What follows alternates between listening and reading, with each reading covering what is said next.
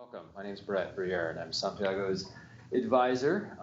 And Kevin Crooks from the Wildlife Department is also on his committee here. And Santiago is going to present his research on a study about the use of light deterrents to keep predators away from goats in northern Kenya. Is what it comes down to.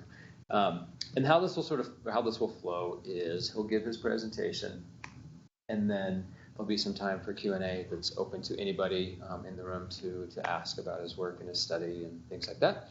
And when that's kind of run its course, we'll ask all of you to go, and then we'll remain and ask you some additional questions.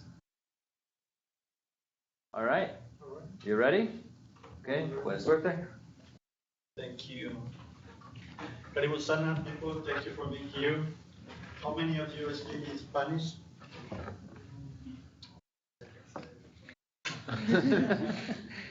Well, I'm going to do a presentation about my work in Kenya for around 6-7 months. I use some of the pictures that I took there. My idea is to make all of you jealous. And distracting a bit about the results.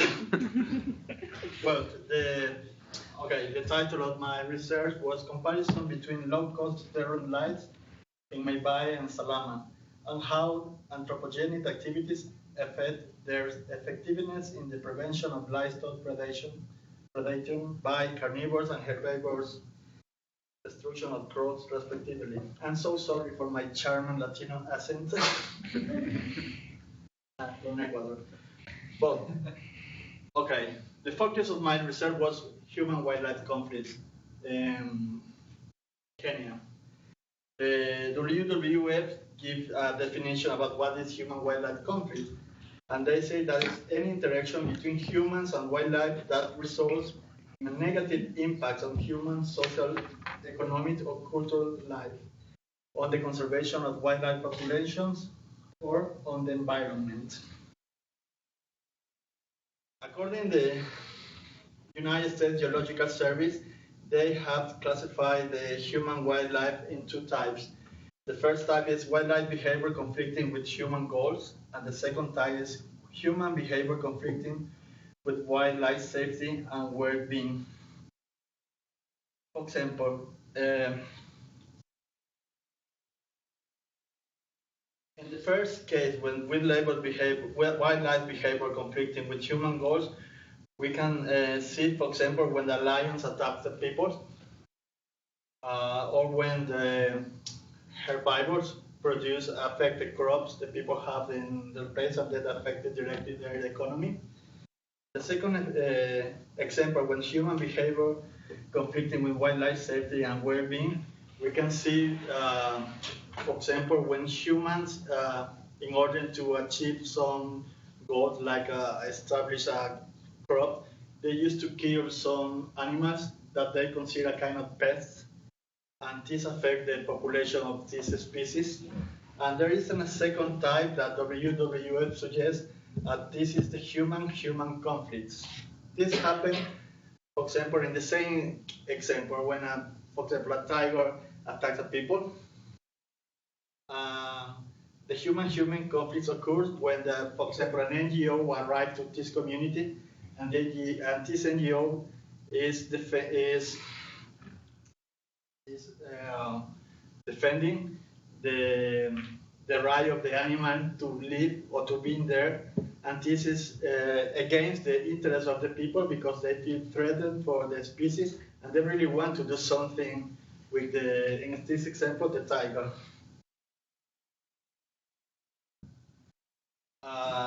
In the International Congress in 2004, they give the definition of human-wildlife conflict, and all kind of conflict that occurs when the needs and behavior of wildlife impact negatively on the goals of humans, or when the goals of humans negatively impact on the needs of the wildlife. Now we are going to talk about the cost. What is the impact that human wildlife have on the human and even on the wildlife population?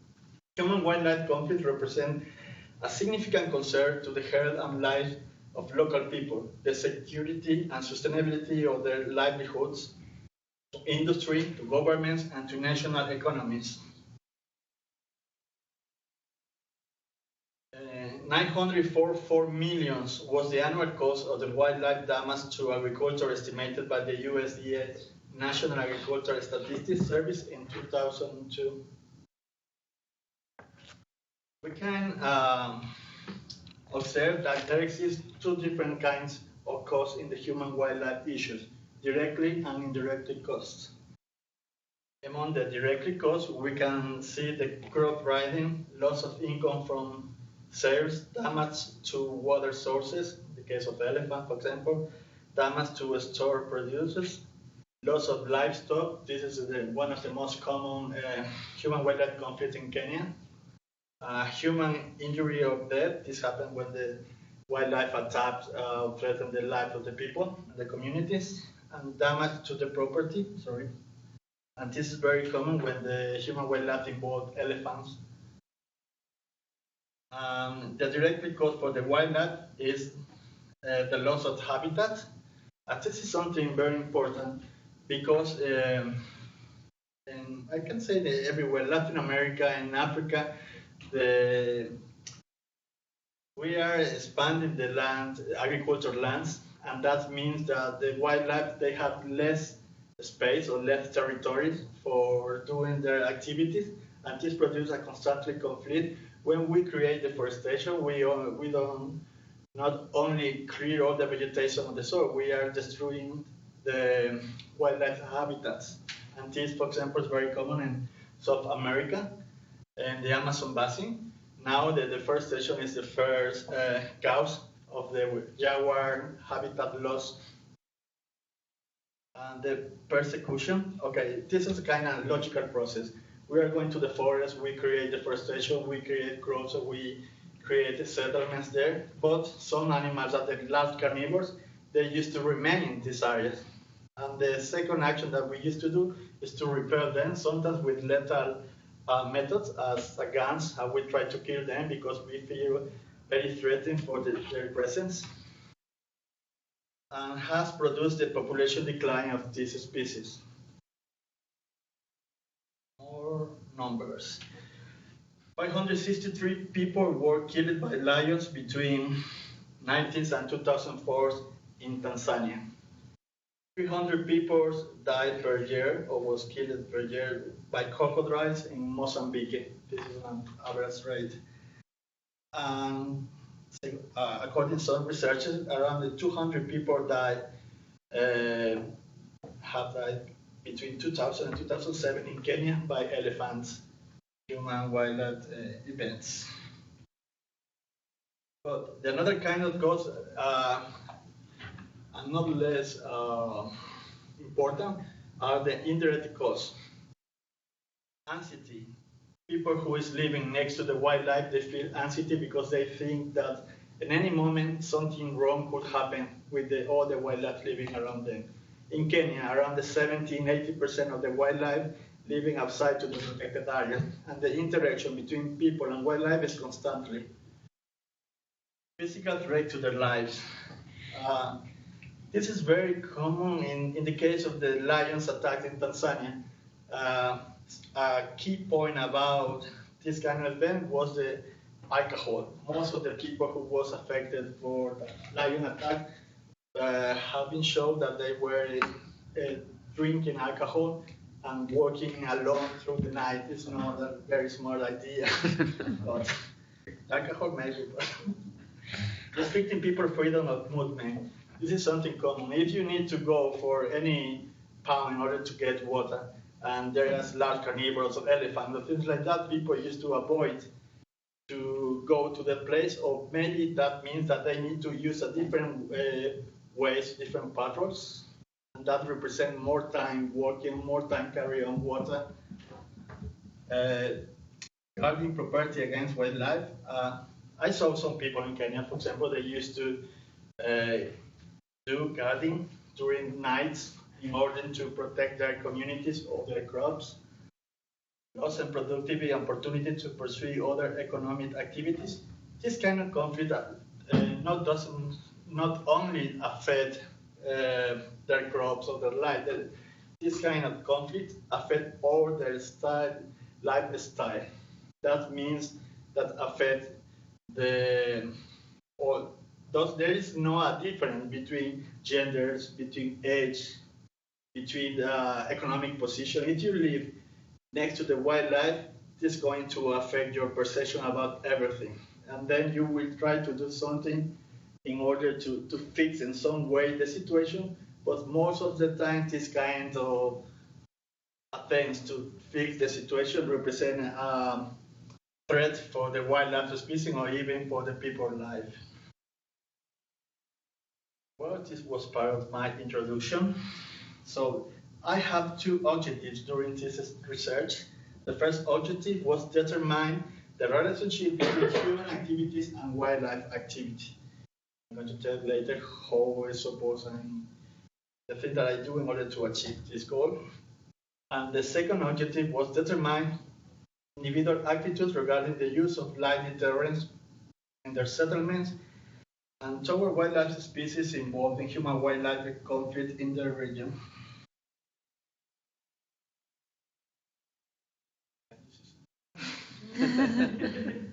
Okay, our office supposes Fort Collins, CSU. The south is my lovely country, Ecuador. You are more than welcome to visit me there. And another part of the world is Kenya in Africa, in the Ecuador line. Okay, now I'm going to talk about the two places that I suppose I carry on my research. The first place is called Maybai. Maybai is a conservancy, part of the North Throat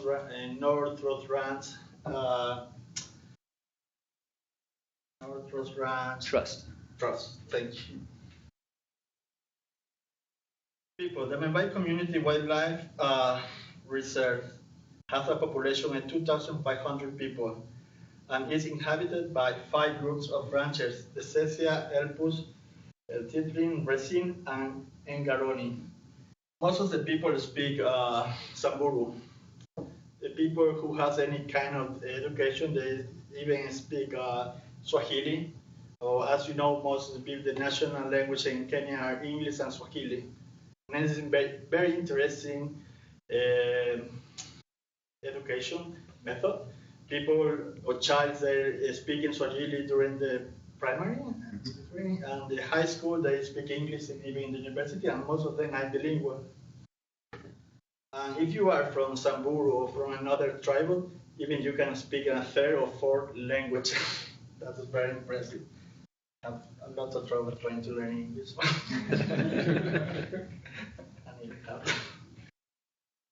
Okay, this conservancy is located in the Samburu County in the northern of Kenya. Its source of largely sterile and highly acidic and unable to support farming. Its habitat is composed mainly by arid savanna, herbaceous plants, thorn plants, and woodlands. It's a really beautiful place, but there is not a lot of green, with the exception to the rain season.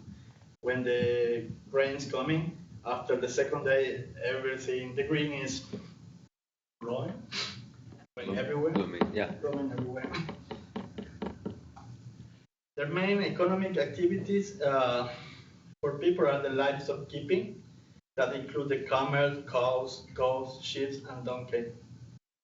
Something interesting about their livestock animals are the camels. The camels they have camels just for get some milk. No more than that. They dedicate a lot of time keeping the camels. It's the most expensive animal. And if you have a camel, that means that you have any kind of status in the community. You can consider as a rich among the people living there. The second place is Salama. It's less rural than the Maybai. In Salama, it's home to 874 people. Most of the land is used for agriculture, as most people depend on agriculture and livestock for their livelihood. Salama is a town in the located in the Macondo County, and is next to the road to the Mombasa, called Mombasa City. The landscape of Salama is characterized by a hot and dry climate during most part of the year, and his soils are arid and semi-arid. However, I can say that 60% of the people in Salama are dedicated to farming, and around the 14% are dedicated to livestock keeping. And most of the family, they combine this kind of activities. It's very clear that Salama has been impact for all the anthropogenic activities. There are internet, there are electricity, all the basic supplies there, but there persists the presence of large carnivores. And the last year, ACK, Action for Cheetahs in Kenya, that was my hosting organization in Kenya, they had record around the presence around of 7 cheetahs around to Salama. That is the reason why there still are working there, or still working there. Their economy. People in this area have farming and livestock keeping main economic activity. Most of the landowners are small hoarders, and their gross production includes maize, beans, pigeon, pea, and coffee. Well, the materials that I use during my research, I can account all the ACK personnel. ACK has a staff around 12, 15 people working in Kenya, in Salama and Maybai.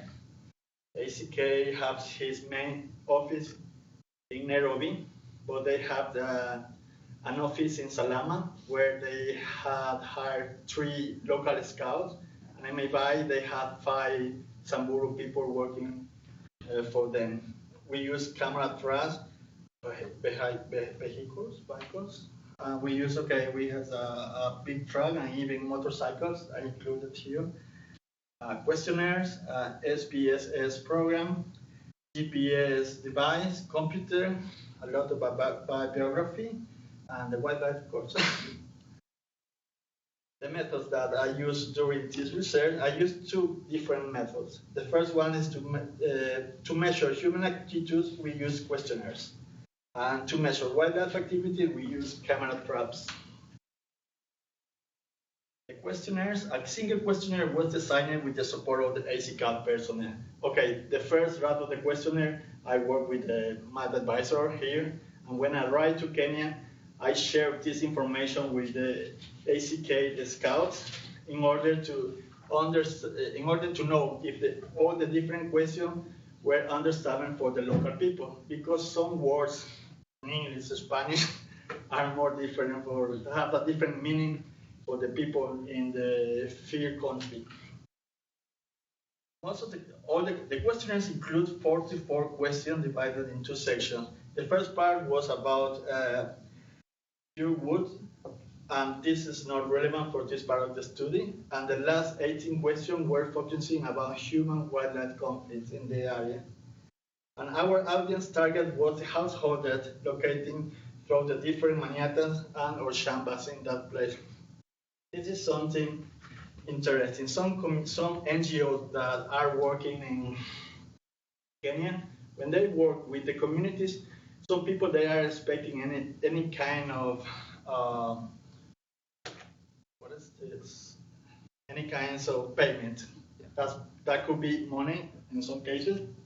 That could be some kind of food or things like that. But ACK, they have a very interesting policy regarding that. They don't provide any kind of food or payment directly to persons. They provide or they help them to create projects. Because it's the most sustainable way to work there. Because when you provide a payment for someone the first time, the second and the third time, these people are expecting even the same or even more. And there are many NGOs working in Kenya. And this is a real conflict between or among some of them, because some of the projects, they have money and they are able to pay even in cash. Other organizations, as ACK is a small one, and it's really hard for them to get funds in order to produce payment to them. And this created a conflicting, but ACK has more than 10 years working in Salama. most of the people know very well them. They know to merit who is the CEO. And the people trust an ACK. And it was very easy for me to use that ACK reputation for work with the people. During the interviews, I used all the ACK scouts that were people who is native from Salama. And it was very easy for them even to go for looking for the householder and ask them for complete or fulfill the surveys, because it's a neighbor, they are part of their community, and they were very useful as a kind of translators. Because I had trouble with English, you don't have any idea how difficult it is in Swahili. Usana was the first word I remember. But 61 questionnaires were answered during this research, 30 in Salama and 31 in Maybai. And in Maybai was the same dynamic. All the ACK scouts are people from the communities in Maybai. They received a fair payment, in my opinion. And there exists a direct connection between the ACK CEO and the scout. They are more than co-workers, they are kind of family. And that is something good. And as I told you, I use the reputation of them in order to be well received for the people in this community. This is the part regarding to the questionnaires. Now I'm going to talking about the camera traps. 90,000 photos were taken in Salama and Maybai in combination by camera traps during this research. Okay, here I need to remark something. When I arrived to Kenya, ACK, they had done this pilot 8 months ago. When I arrived to Kenya, all the camera traps part on the field was done. The thing that I do was to collect that information, sorted with the support of other ACK members, and analyze this information. 24,000 photos were taken in Salama, 72,000 photos were taken in Maybai, and more than 8,000 hours of work sorting the photos information. I'm going to talk later about the photos. Now we are going to see the survey results. One of the first questions that we did during this research was if the people was agree or disagree that predation on livestock and crop-raiding animals represent a conflict in their community. 75% of the people in Maybai was strongly agree, and 67 of the people in Salama was strongly agree about the human-wildlife conflict. The human-wildlife events are a conflict in their community. The next question was, we tried to identify which kind of animal the people believe are the more problematic species. People pointing out the leopards in the 86%. In Maybai, that is the most dangerous of the species for them. Hyenas and the wild dogs. 23% the people in Maybai. As we saw before, farming is not a strong activity in Maybai. The main human-wildlife conflict is the livestock predation. In Salama, we have two kinds of human-wildlife conflict: the conflict livestock predation and crop raiding. Regarding to livestock predation, people in Salama, they pointing out the leopards and hyenas amongst the most conflicted animals. We did a questionnaire. The questionnaire we did an open question, and they answered. We had around maybe 15 different animals, and now I'm showing the most important animals according to the statistics, or according to people believe in that areas. Among the herbivores, we can point out the warthog with the 84% of the people. They point out the hare. The warthog are a problem for them and their crops. The baboons with the 28%, and Thomson gazelle. I was surprised about it. It's very cute.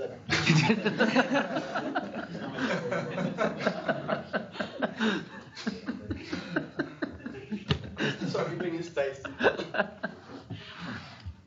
Okay, people in Salama, in Maybay and Salama, they spread that most conflict events, livestock predation and/or crowd riding, occurs during the nights and near to their homesteads.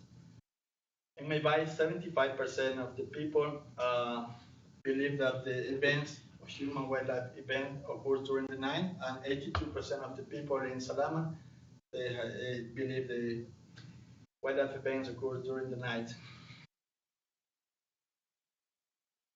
Okay, the most frequent victims species of human-wildlife conflicts in Maybay and Salama, we can say that in Maybay, goats, the 14.3% of the animals lost were goats in Maybay. And the second one were the sheep with the 25%. We asked to the people what kind of animal they have lost during the last year, and we collect all the information in order to create these statistics. In Salama, the situation doesn't change a lot. I mean, the goats is the main kind of animal they lost by human wildlife events, 63%. Even dogs, and this is something interesting, dogs are kind of not lethal deterrents in order to protect the livestock, but the loss of dogs is a kind common in these areas. Also, it's very cost-effective deterrent. When we asked to the people about what kind of crops were affected by crowd riding events, we can see that the 90% of them are pointing out the maize. It was the first kind of crop that was affected by human-wildlife conflict. With 60%, yes, we can see the potato with the millet with the 45%, and beans the 95%. Pointing out this. Okay, this pattern doesn't show the 100%. Just show compare the different percentage of the cross affectation. Another question was we want to know what kind of deterrent people use in this place in order to protect their life of their crops or their property from the human wildlife events. And the most common deterrent was wood fences. I think in Maybay, more than 90% of the people use fences for protected from the carnivores. However, there are many things to improve in the fences. There are different kinds of fences, and even Mordecai, that is now online now, he did an amazing job in order to characterize the different types of defense in Laikipia. Another thing in domestic animals is another popular non-lethal deterrent, and it's used for more than 70% in Salama and Maybay. That means in domestic animals, people used to use donkeys, dogs. In other places, I know that people use llamas. Because the idea is that when in the livestock events, when a large carnivores appear and they try to kill the donkeys or things like that. I can talk my story about donkeys. In Maybay, we have donkey around to our campus. And every night, the hyenas kill at least 1 or 2 donkeys. But people doesn't care about the donkey. They are not too expensive. They don't have a really. I mean, they prefer to lose donkeys than other kind of animals in that place. And the next day, we saw the donkey's body, and hyenas take 2 or 3 days and disappear everything. The only thing that you can find for the donkey has the ears, and what's in the end of the left? The hooves. So it's the only thing that the hyena live. The hyena even they eat the bones. Yeah. Very sad for the donkeys. Now I'm going to talk about the camera trap and the lights. We used 30 camera traps in this research. The photos were taken in camera traps. The mark was reconic. I don't know if this is relevant or not, but these are very good camera traps. The camera traps were working 24 hours during the 7 days. This was the first pilot that ACK has with camera traps. That means that we have some technical problems with some of these camera problems with the battery, problems with sometimes the camera traps change the position and was focusing on the air, on the sky. Sometimes the camera trap was in front to the vegetation, high vegetation, and even the wind made to active the camera trap, and sometimes we found hundreds of photos with nothing. Was a very interesting job. But the information that we used with these photos was the date. You can see the day and we used the time. And when you see after the M in the top, represent, okay, every time that something was detected for the camera trans, we call it an event. During an event, the camera trans was able to take different amounts of photos, 2, 3, 5, 7 photos. You suppose the camera trans is taking the photos during all the time the thing is around to the sensor. The kind of lights that we use were the night guard lights. This kind of light, they have a solar panel. That means it's very useful. Actually, basically we use two different kinds of light deterrents were used for ACK. The second type of light is a kind of light that all of them are connected among them with a small motorcycle battery. It's very hard for some people try to rob the cameras, but in another hand, it's very hard when something wrong happens with the connection. You need to check all the different cameras around to the bomber, and this kind of light, the night guards, are very easy to settle. You need to just tie in a stick and put on the earth, but then the same form is very easy to rob. And one of the things that people told me that one night they found out a guy with around 10 of this kind of light walking through the night with the red lights. But the idea is that during the night the light is on, off, off. This light is supposed to affect the vision of some carnivores and repel the presence around this area. And this is a short the form in the light and cameras were settled in the areas in these shambas or farms. In this place, it changed a bit according to the specific characteristics of the places. And this is the example of the place called S1 or Salama 1. I'm going to show in a few minutes more information, but the X represent the camera traps, and the yellow small circles represent the lights.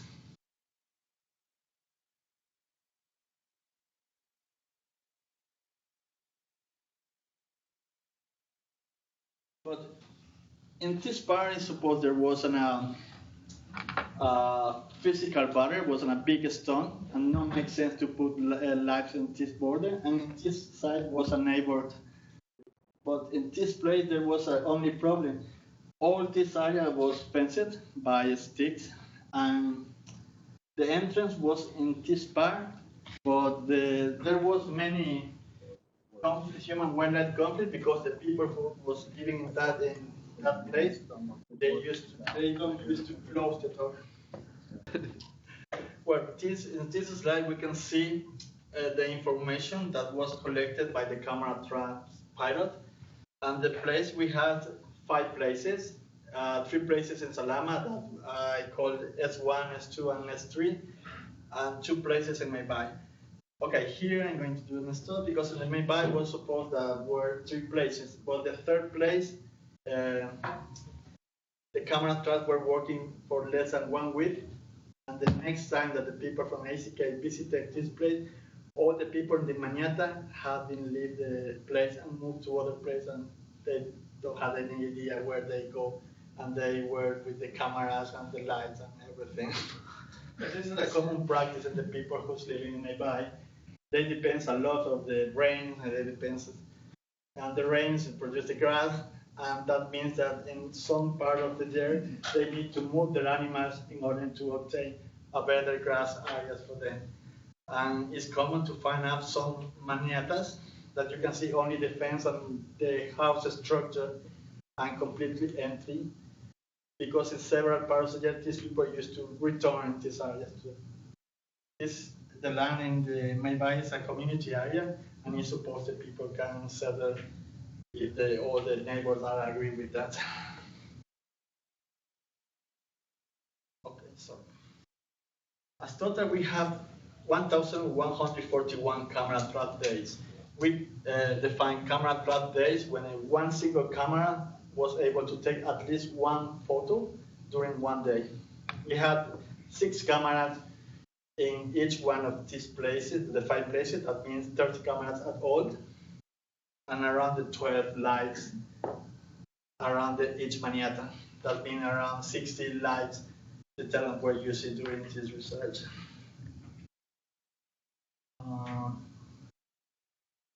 We have, as I told you, more than 95,000 photos were taken in this research. Okay. 14,100 events were registered as a human activity events. Later I'm going to talk about what we consider human activities and what we consider wildlife activity.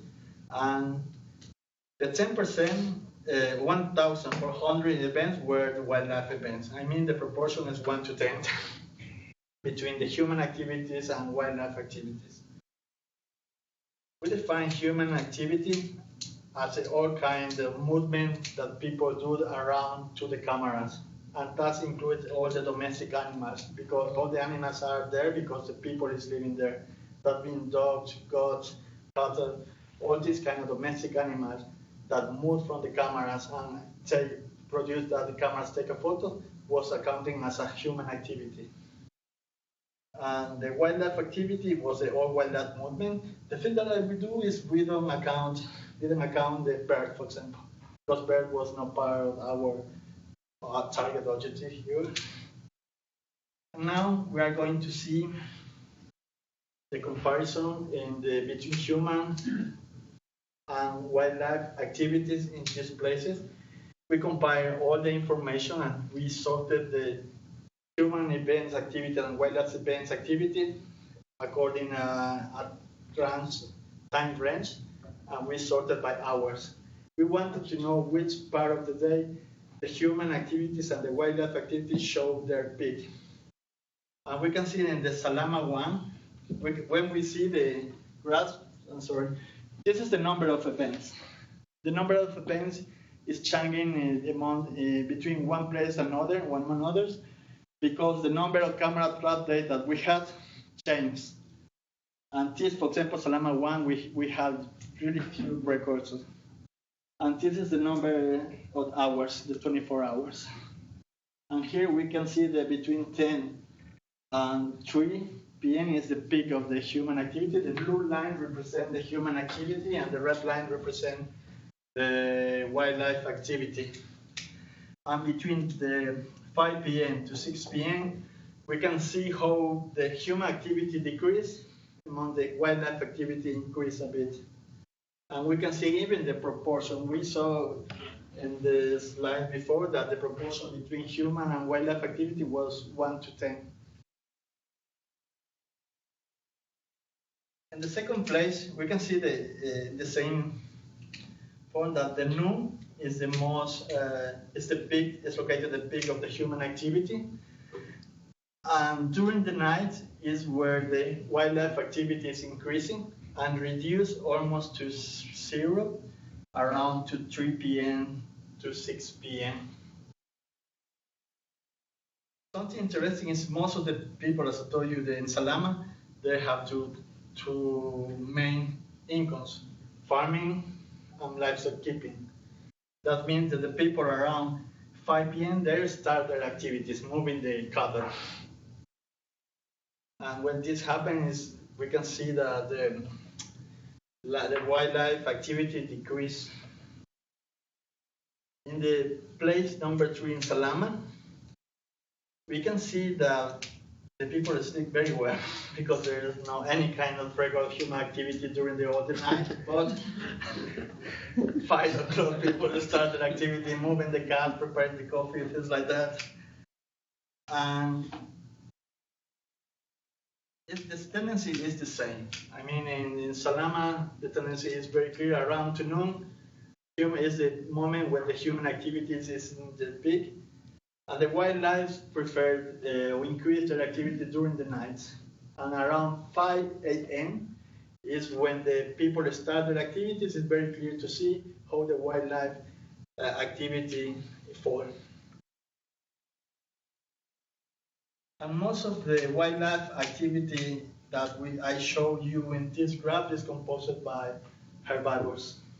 And that makes sense because there are a lot of farmings in Salama. The situation in Maybai changed.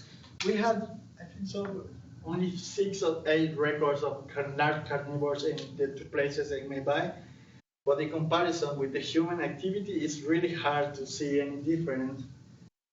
Herbivores is not a problem in Salama, in Maybai, sorry. And Maybai, we can see the human activity, the wildlife activity move a little during the night between 7 p.m. to 11 p.m. In the second place in Maybai, we had is the same tendency. Most of the movement in the wildlife activity is from the carnivore's presence in that area. But we can assume that the wildlife density is not higher in these places. But despite it's not higher, the wildlife activity represents a threat for the people when we talk with them. So something interesting, we have the record of leopards around these places, and the people, they are very concerned about the leopards because the leopard, when they used to attack the maniatas or bomas, the bomas were the place cattle sleep, they don't kill just one animal, they kill everything that they can during that time. It's the most harmful animal. The lions have a different kind of technique. They used to roar or scream, and the sons make the livestock move. They used to even broken the entrance, and when the livestock leave the boma, they used to kill outside to the human settlement. But the hyenas used to make a hole next to the fences and try to enter under the fences and take the animals and kill outside. But the leopard is the more harmful animal for them.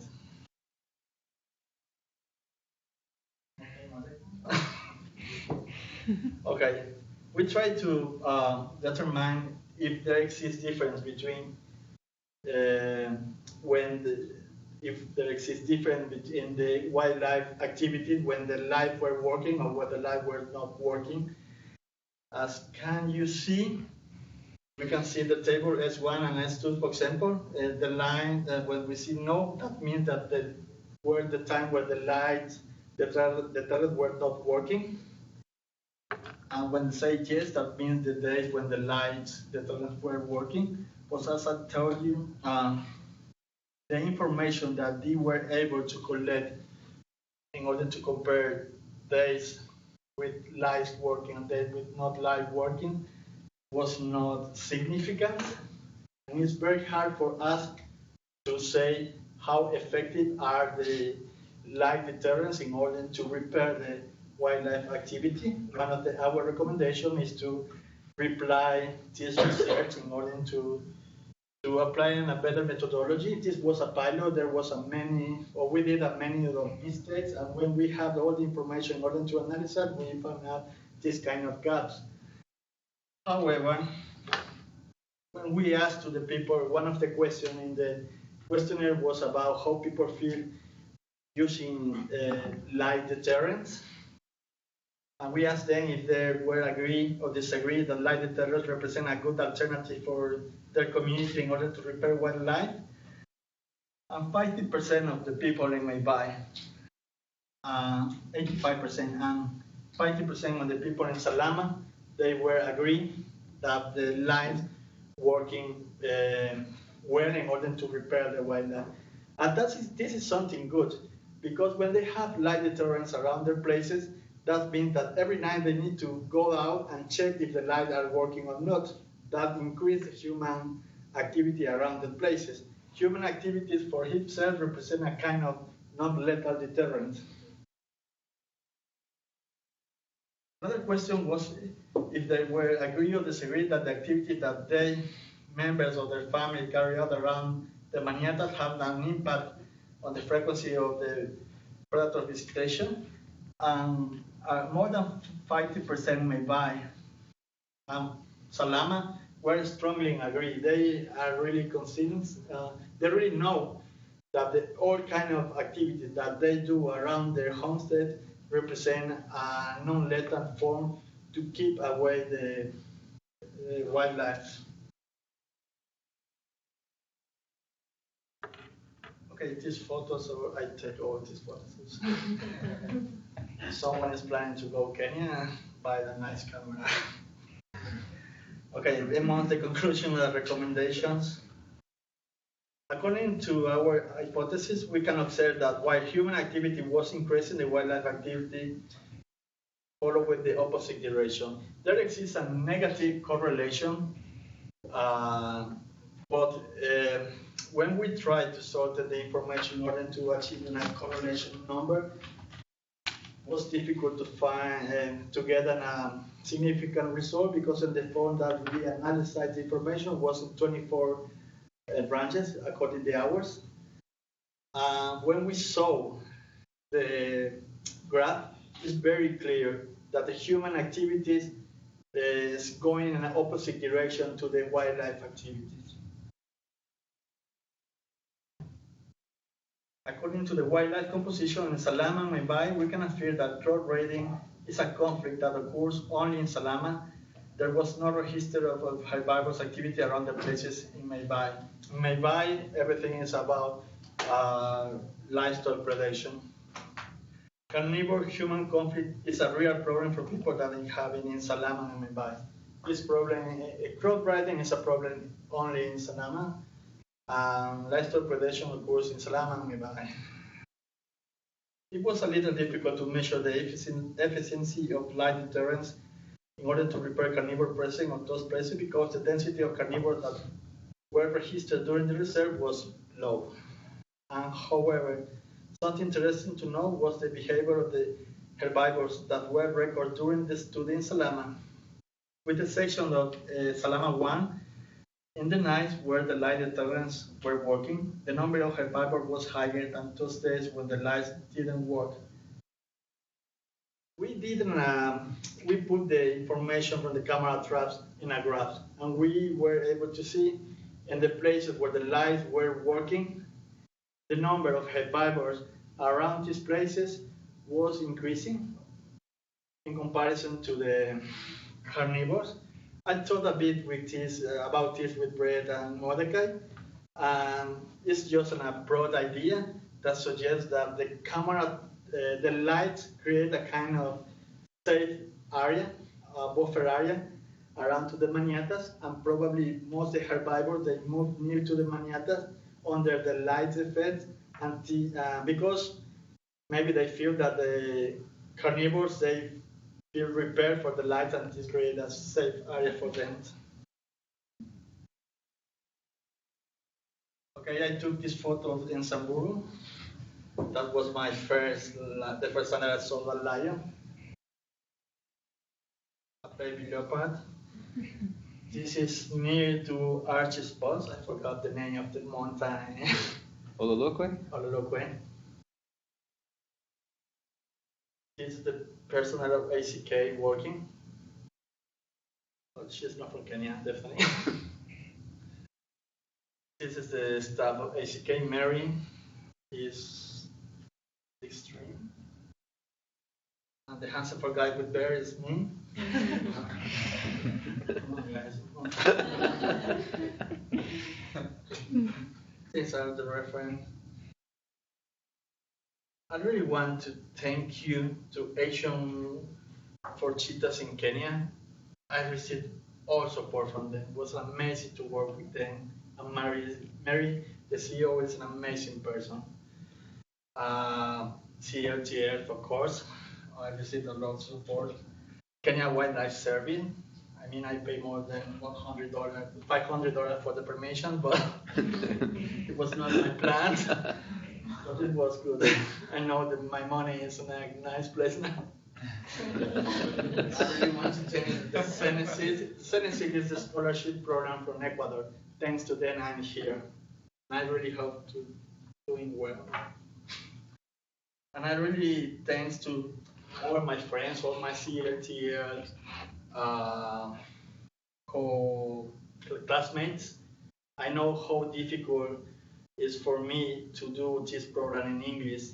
And I know how annoying it is for them to deal with someone who speaks English in a proper way. I really appreciate all your patience, guys.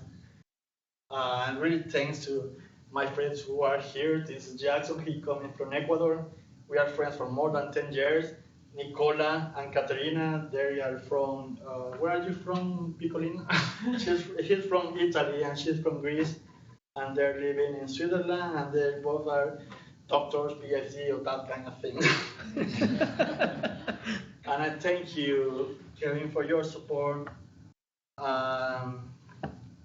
If someone has a question, I really appreciate if this question is in Spanish, it's better for me. Thank you, Monica.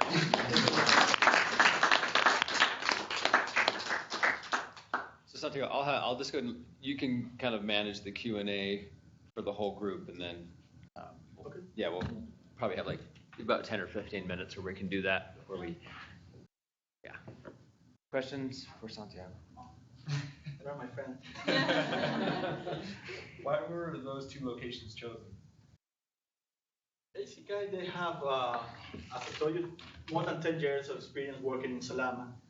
And they have that really nice settlement in Salama. And they have actually created another place for SEK in Maybay last year. And they had more than 5 years working in Maybay. And the thing that they did was use their scouts in order to research in the communities.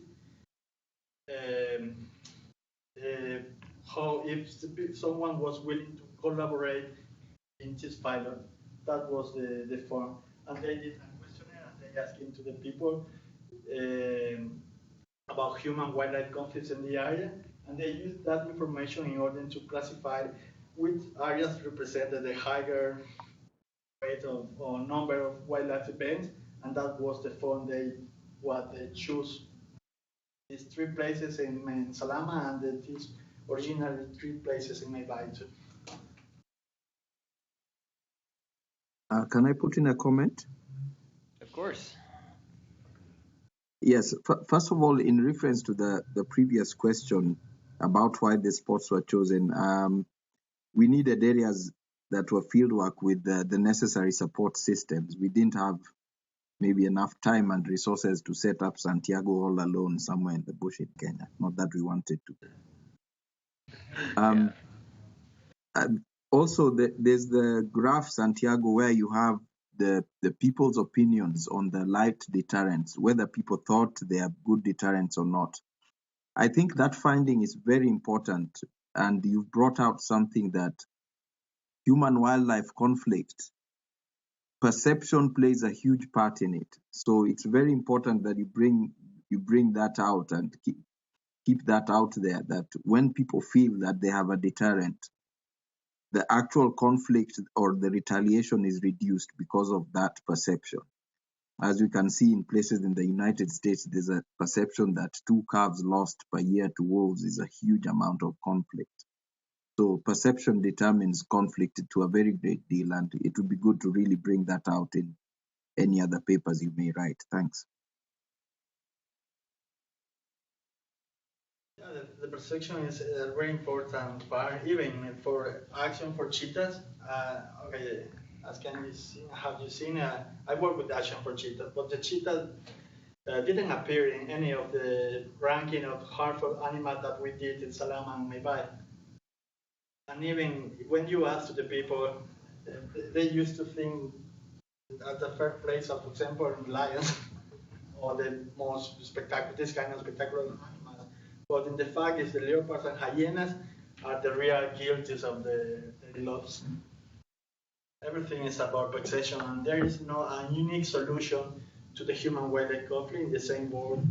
It's not a type of human-wildlife. Every human-wildlife conflict changes a bit depending different reasons, geographical, cultural reasons. The aspect of taxation is very connected with the aspect of the culture, because these people, they have lived wildlife all their life. But in the form that the people is losing their cultural values, these people feel protected regarding to the wildlife. There are some projects in Kenya that where some people are trying to reconnecting the local people with their traditional and cultural values. Okay, we can talk a bit about, you and I talked about this so from a methodology standpoint, and that not the use of light deterrents, but the process of trying to study if light deterrents are effective or not. Sort of lessons learned about trying to do that, given some of the sort of cultural and geographic aspects of this that we've talked about, like, that lights are a novelty. So you hang lights and you think they're going to work, but then people go out and chuck them at night because they're so curious.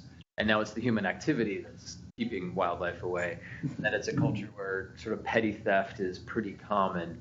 What sort of lessons learned, or if you were to go, when you go back to ACK and say, how do you go about studying the effectiveness of light deterrents differently than to overcome some of the issues that you ran into with the pilot? Okay, the first advantage about the use light deterrents is because the lights are not expensive. Even ACK and I know that other people, they are willing to provide light to the people. And one of the questions we asked the people is they were willing to pay some money, not the real cost, but just some money in order to acquire light deterrents. And people was agree because something nice about the light, for example, there is not electricity supply. And this light works with a small solar panel. The next to the solar panel, there is a small connector where they can use for connect their telephones. Telephones make a difference in that village.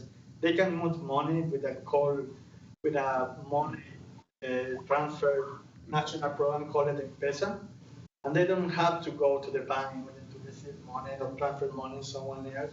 And they can be connected with other people. Among one community and another, they have to work for hours.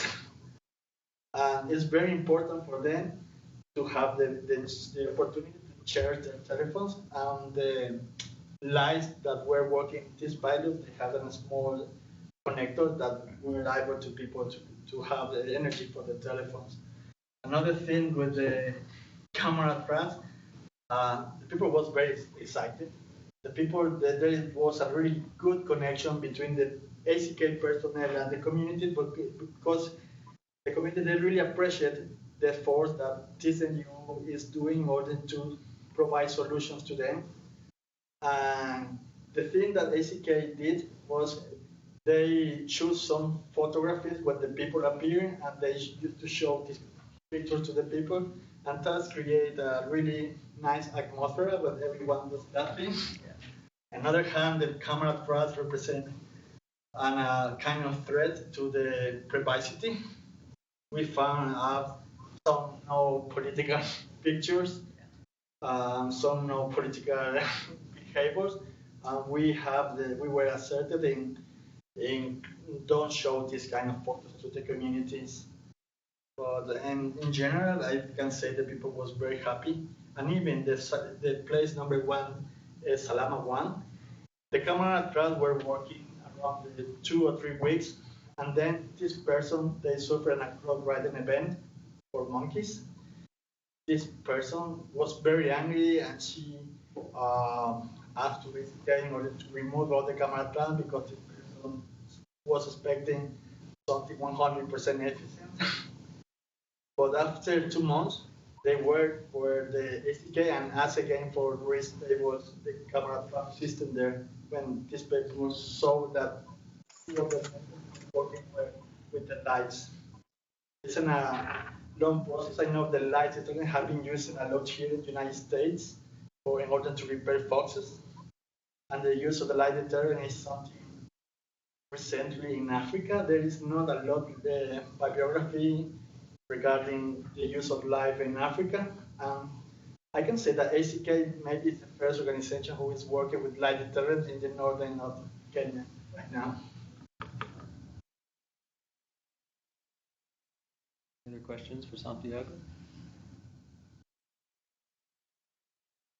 All right. So Santiago, what we'll do, and Marty, we're going to sort of clear the room here. We'll take like a 5-minute break, and you can kind of say hello to folks that maybe you haven't seen in a while that are here, and then you'll come back, and Marty and Kevin and I will continue on with a few more questions. So, all right. Thanks, Santiago.